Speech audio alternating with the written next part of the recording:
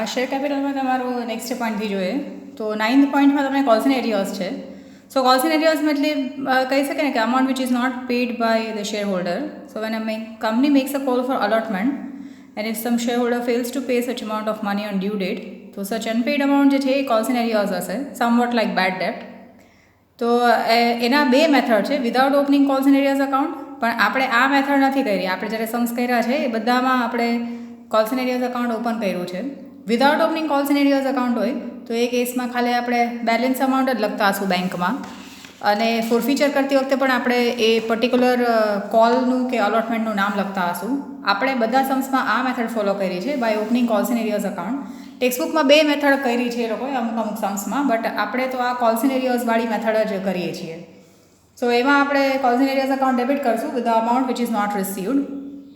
હવે અહીંયા આગળ તમને નોટ્સ આપ્યા છે કે કોલ્સ એન્ડ એરિયાઝનું ડિસ્ક્લોઝર રિક્વાયરમેન્ટ શું છે.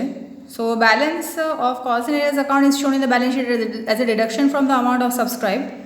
એટલે called up capital minus calls and arrears કરે તો આપણને પેડ અપ કેપિટલ મળે. સબસ્ક્રાઇબ કેપિટલના હેડની અંદર હશે. The company authorise by articles may charge interest, તો એના ઉપર ઇન્ટરેસ્ટ ચાર્જ કરી શકે જો આર્ટિકલ્સ ઓફ એસોસિએશનમાં પ્રોવાઈડ કર્યું હોય તો. In case articles association of a company silent, તો ટેબલ એફ ફોલો કરીએ, અને એ કેસમાં કંપની એ લોકો પાસેથી 10% પર એનમ ઇન્ટરેસ્ટ ચાર્જ કરશે from defaulting share holders who are not paying the amount hold on shares. So however the directors have a right to waive, એટલે cancel કરી શકે જો ડિરેક્ટર્સને ઠીક લાગે. જેમ કે તેના પ્રેઝન્ટ સર્કમસ્ટાન્સીસની અંદર લડશે કે આવું કંઈ પ્રોબ્લેમ્સ અરાઇઝ થયા હોય અને કંપની કંઈક રિલીફ આપે, સો બોર્ડ ઓફ ડિરેક્ટર્સ જે છે એને રાઇટ છે કે લોકો કેન્સલ કે વેવ કરી શકે the interest on calls and arrears. Calculation of accounting effect of interest on calls and arrears આપણે સિલેબસમાં છે નહીં. પછી એના પછી તમારું 20 પેજ ઉપર આવે છે issue of shares at premium. તો કંપનીની જો સારી રેપ્યુટેશન હશે માર્કેટમાં, હાઈ પ્રોફિટેબિલિટી હશે, ઇન્ટરનલ અને એક્સટર્નલ ફેક્ટર્સ જે છે એ ફેવરેબલ હશે, તો કંપની ઇશ્યુ કરી શકે. માર્કેટ પ્રાઇસ એના જે પાસ્ટ અને માર્કેટ પ્રાઇસ એટલા સારા ચાલતા હશે તો કંપની પ્રાઇસ વધારે ચાર્જ કરી શકે ફેસ વેલ્યુ કરતાં. And when a company issue shares at a price higher than the face value then the shares are said to have been issued at a premium, એવું આપણે કહી શકીએ. So when the shares are issued at premium, amount જે આપણે extra charge કરીએ છીએ that will be credited to a separate account which is called securities premium account or securities premium reserve account. But correct method તો એ જ છે કે share કેપિટલમાં આપણે securities premium word use કરીએ અને ડિબેન્ચર્સ માટે સિક્યુરિટીઝ પ્રીમિયમ રિઝર્વ યુઝ કરીએ.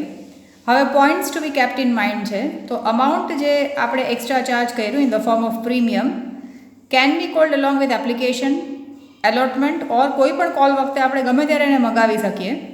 Separately મંગાવી શકીએ ઓર ઓલ ટુગેધર એ મંગાવી શકીએ.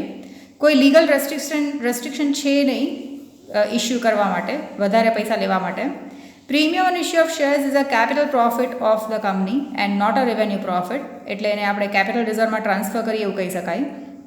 The balance of securities premium account is shown in the equity liability. Balance શીટમાં રિઝર્વ્સ અને સરપ્લસની અંદર એઝ સિક્યુરિટીઝ પ્રીમિયમ રિઝર્વ એને આપણે બતાવતા હશું. Amount of securities premium cannot be used for payment of dividend in cash. Dividend આપણે કેશમાં pay કરતા હોય તો એવું ન થાય કે પહેલાં એક્સ્ટ્રા પૈસા લઈ લે અને પછી એનું ડિવિડન્ડ આપી દઈએ, તો એવું પોસિબલ છે નહીં. એટલે આ એક અમાઉન્ટ આ બરાબર યાદ રાખજો કે securities premium amount cannot be used four paying dividend in cache two share holders. Section 52(2) of companies act એવું કહે છે કે સિક્યુરિટીઝ પ્રીમિયમ રિઝર્વ કે સિક્યુરિટીઝ પ્રીમિયમને અમુક જ રીતે યુઝ કરી શકાય. તો કાં તો આપણે જે ફિક્ટિશિયસ એસેટ્સ છે લાઇક પ્રિલિમિનરી એક્સપેન્સીસ છે એને રાઇટ ઓફ કરવા, બીજા કોઈ એક્સપેન્સીસ છે, commission or discount allowed on issue of shares or debentures, for issuing fully paid bonus shares to share holders, for providing premium payable on redemption of preference shares. Redeemable preference shares હશે જે તમને further સ્ટડીઝમાં આવશે, એને return કરવા માટે એમાં premium pay કરવા માટે યુઝ કરી શકાય, અને buy back of its own shares. તો આ 5 યુઝીસ છે જેમાં કંપનીએ જે એક્સ્ટ્રા પૈસા ચાર્જ કર્યા છે by issuing shares at a premium, તો એ જે શેર પ્રીમિયમ ઓર સિક્યુરિટીઝ પ્રીમિયમનું અમાઉન્ટનો યુઝ જે છે કાં તો ફિક્ટિશિયસ એસેટ્સ રાઇટ ઓફ કરો like preliminary expenses or expense commission or discount at the time of issue of debentures, કાં તો fully paid up bonus shares declare કરી દો, કારણ કે બોનસ શેર્સ ડિક્લેર કરવા માટે આપણે કોઈને કેશ નહીં આપવું પડે. રિડીમેબલ પ્રેફરન્સ શેર્સને પાછા રિટર્ન કરતા હશો પૈસા, ત્યારે એમાં પ્રીમિયમ દેવાનું હોય તો એમાં આ યુઝ કરી શકે. અને કંપની ઘણી વખત પોતાના બાયબેક કરે છે ઓન શેર્સ, તો એમાં પણ આ યુઝ કરી શકે.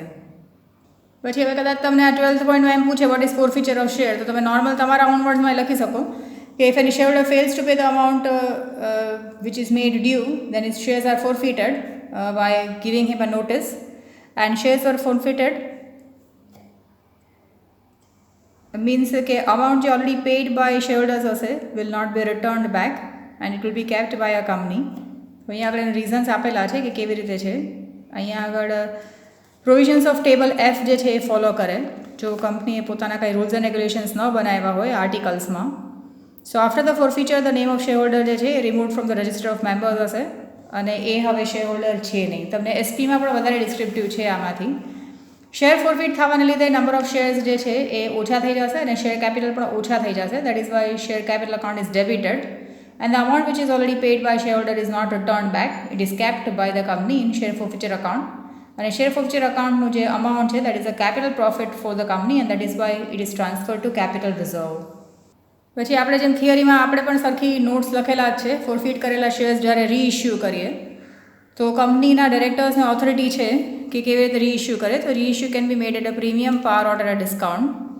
સો રીઇશ્યુ કરે તો at least amount which is not received by the defaulting share holder will be taken from the new share holder, એવું આપણે કહી શકીએ. તો જ કંપનીને ફાયદો થશે. Maximum discount is equal to the amount in share forfeiture account. તો અહીંયા એનું એક્સપ્લેનેશન આપેલું છે, તો એ ખાલી વાંચજો એટલે આપણે બાકી ડિસ્ક્રિપ્શન આના લખેલા છે નોટ્સમાં. અને અહીંયા 28 પેજ ઉપર છે કે unless the forfeited shares are reissued, તો ત્યાં સુધી આપણે ફોરફિટેડ અકાઉન્ટને આપણે પેડ અપ કેપિટલની અંદર લખતા હશું. When a part of forfeited shares is only reissued the proportionate amount, જે આપણે નંબર ઓફ શેર્સ જેમ કે ફોરફીટ 500 કર્યા હતા અને રીઇશ્યુ 400 કર્યા હતા, તો શેર ફોરફીચર ટુ કેપિટલ રિઝર્વમાં પણ આપણે 400 ઉપર જ ટ્રાન્સફર કરતા હતા. એવા સમ્સ આપણે કરેલા છે. Shares in respect of which any amount is not paid can be forfeited by board of directors by passing a resolution at any time after allotment. તો કે ગમે ત્યારે એ લોકો બોર્ડ ઓફ ડિરેક્ટર્સ ડિસાઇડ કરીને ફોરફીટ કરી શકે અને એને રીઇશ્યુ પણ કરી શકે. એટલે ઇન બિટવીન જ્યારે પણ અલોટમેન્ટ પછી પણ ફોરફીટ કરીને રીઇશ્યુ કરી શકે. એવું નથી કે બધું પૂરું થાય પછી જ કરી શકાય, અધવચ્ચે પણ એ લોકો ફોરફીટ અને રીઇશ્યુ કરી શકે. પછી શેર કેપિટલ એમસીક્યુઝ જોઈએ તો મિનિમમ પ્રાઇસ પર શેર જે કરંટ પ્રોવિઝન્સની અંદર છે તો મિનિમમ પ્રાઇસ ₹1 હોવું જોઈએ. For public issue of shares company has to take permission from Securities and Exchange Board of India, SEBI આગળથી પરમિશન લેવું પડે. As per SEBI guidelines the minimum amount on each share called by a company on application જે છે એ must be minimum 25% of issue price લેવું પડે.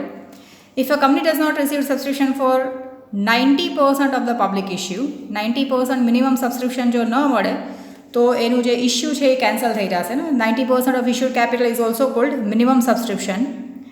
પછી અહીંયા આપ્યું છે કે at what maximum rate of percentage for premium on the face value of shares can be declared by a company on their shares. તો એમાં કંઈ લિમિટ નથી ને, પ્રીમિયમ ગમે તેટલું એ લોકો રાખી શકે. When shares are forfeited then amount called upon forfeited shares is debited to share capital account. આપણે ફોરફિટ કરીએ ત્યારે શેર કેપિટલ અકાઉન્ટ ડેબિટ કરીએ છીએ અને શેર ફોરફીચર અકાઉન્ટ ક્રેડિટ કરીએ છીએ. Maximum rate of interest charge by company on calls and arrears છે તો ડિફોલ્ટર આગળથી કંપની 10% ચાર્જ કરી શકે. મેક્સિમમ રેટ ઓફ ઇન્ટરેસ્ટ છે આ. Or as per schedule 1 of table F છે. પછી when all the forfeited shares are reissued તો balance of forfeiture account is transfer to capital reserve. If premium amount has not been received on forfeited shares, then proportionate amount of premium is debited to securities premium account. તમને યાદ હોય તો જ્યારે ફોરફીચરની entry કરીએ ત્યારે share capital account debit, securities premium account is debited with the amount which is not paid by a defaulting share holder. તો એ આપણે સિક્યુરિટીઝ પ્રીમિયમ અકાઉન્ટમાં આપણે ડેબિટ કરતા હશું. અને આ શેર કેપિટલને બેલેન્સ શીટમાં કયા નહીં લખાય તો ઓથોરાઇઝડ ઇશ્યુ અને સબસ્ક્રાઇબ લખશું, but reserve capital is not shown.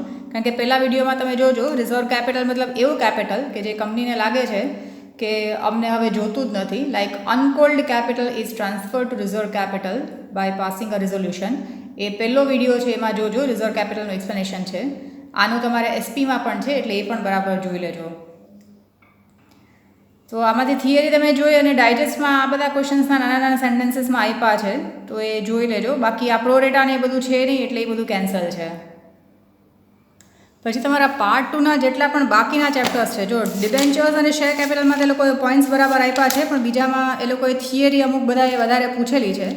તો તમારા company file accounts, analysis of financial statements, ratio analysis અને કેશ ફ્લો, એ બધામાં તમે ડાયજેસ્ટમાં આવા નાના નાના ક્વેશ્ચન્સ તમને આપેલા છે ને, MCQs પહેલાં બરાબર કરી લેજો. અને દરેકમાં એ લોકોએ સેક્શન બી ટેક્સ્ચ્યુઅલ એક્સરસાઇઝમાં એવી રીતે થોડા થોડા નાના નાના આપ્યા છે. એ એકવાર જોઈ લેજો ખરા ડાયજેસ્ટમાં. બધા એટલા મોટા મોટા આન્સર્સ એક એમાં છે નહીં.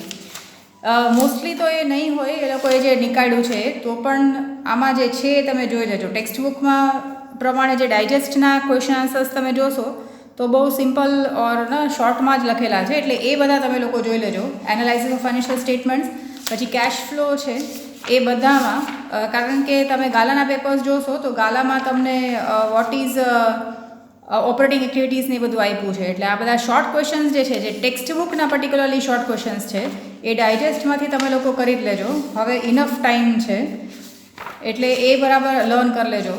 તો પછી એકવાર હું તમને ટેસ્ટ લઈને પૂછી પણ શકું.